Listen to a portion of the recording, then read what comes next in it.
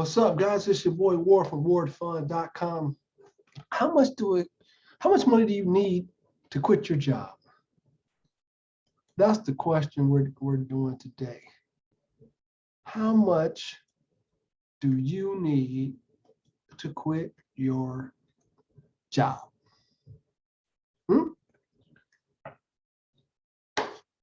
Well, most people never ask themselves that question. Why? I don't know.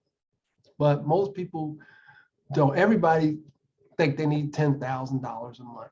So I decided to do a blog post on it. And I figured since I did a blog post, I might as well shoot a little quick video, right?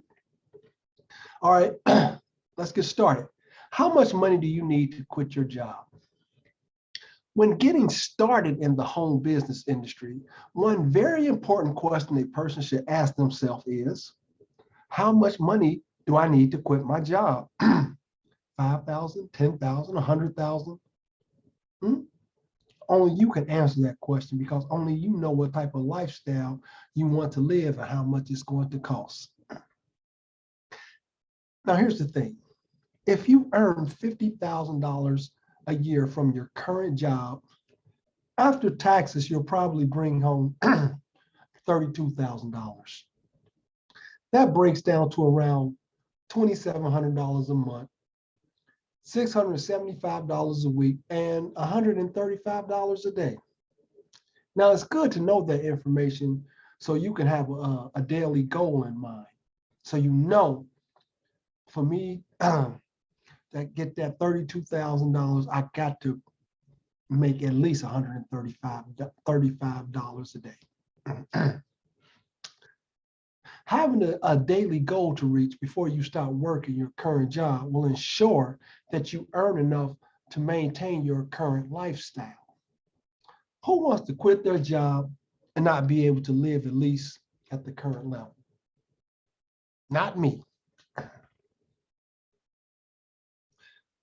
What's one of the main expenses that your job take care of that if you no longer work a job and just working from home that you're going to need? Healthcare. Health insurance is the biggest concern for most people who are thinking about leaving their job to start a business, especially if they have a family.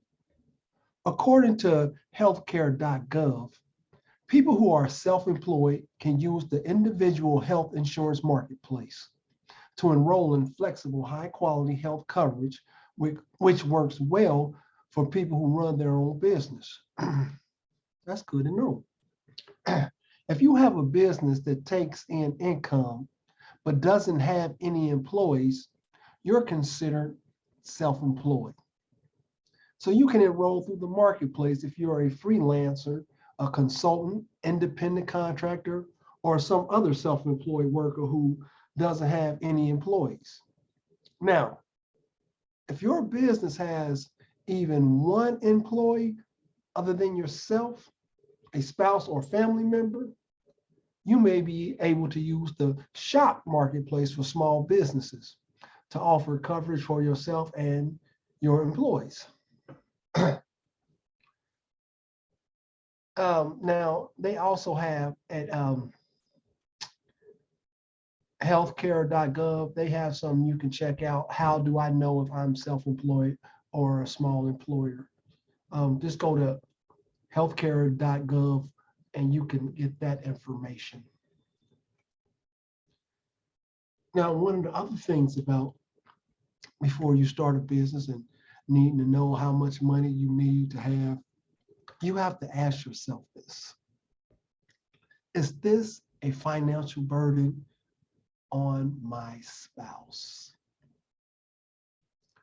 By starting a business, you're probably hoping that it will one day free you up so you can spend more time with your loved ones. However, it's very important to make sure you have enough money coming in so you don't become a burden to your spouse. The last thing you want is for your business ventures to put a strain on your marriage. But if you don't have any income coming in, that is very possible, especially if you're just starting the business, right?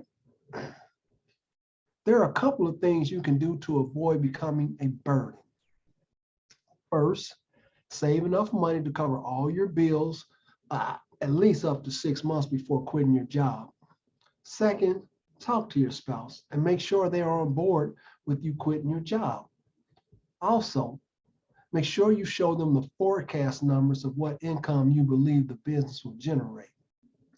The last thing you want is an unhappy spouse. Remember that saying, happy wife, happy life. And happy husband, well, that's just a happy husband. Now let's talk about starting a business. Let's talk about online business versus brick and mortar. All right. We know to start any type of business, you need money. An online business costs a little less than a brick and mortar business. For example, starting a retail store can cost somewhere between $2,000 and $100,000. That's a lot of money. While an online store can start as low as $35 on something like Shopify if you're doing e-commerce. If it's brick and mortar, you are going to need to find a supplier for your products you're selling.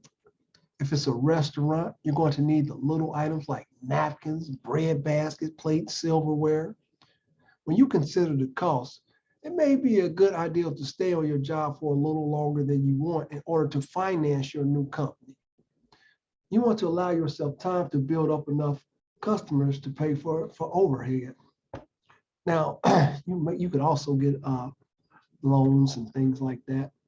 Matter of fact, truthfully, I think that's the best route. If you can get a small business loan, to help cover overhead and your materials, that will probably be best instead of you trying to fork out everything from your job.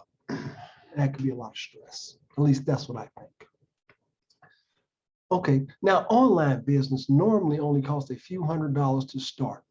So it's a bit easier to get it up and running. Now, I said it's easy to start, but it's not easy to grow. With a brick and mortar, you can have a sign displayed out front and hopefully the business located in a busy area so customers can find you. However, with the online business, you have to put your business where the people who want what you have can see it. Posting on social media doesn't mean potential customers will see your products. For example, when I first started my online business, I would post on Facebook every day, but nobody would engage my posts. I thought to myself, why not? I realized that my Facebook friends weren't into online marketing. They were into socializing and remembering things we did in high school. It was like putting a steak in front of a vegetarian. I was wasting my time. I didn't have any success with posting on social media until I started running ads. And I'm gonna be honest with you, first, my ads were unsuccessful and I was wasting a lot of cash because I didn't understand the need for a targeted audience. However, once I got clear on who my audience was, right, I could make sales even without using ads because I was able to put my offer in front of the people who were already looking for what I had. That's the biggest thing that I found was the biggest struggle for me. Once I learned who my target audience was, who I was trying to serve, and where they hung out at, it made it a lot easier. Well, let's talk about some equipment you might need to start your business. Computers, smartphones. You got to have internet communications. You got to have that. Sometimes you need a printer, shredder, security systems if it's a brick and mortar. Oh, you need security systems online too. Maybe a company vehicle, some shipping tools, perhaps, whatever specialty equipment you may have. You may need all-in-one software. Now, with a traditional or online business, you're going to need most of these tools, if not all of them. And yes, it's going to cost. So how much, so that leads me with the question of, so how much money do you need to quit your job? It depends on the type of business you want to own, and of course, the lifestyle you want to live. Ask yourself those questions, and you'll know how much money you need to live your chosen lifestyle. I'm sorry, to quit your job.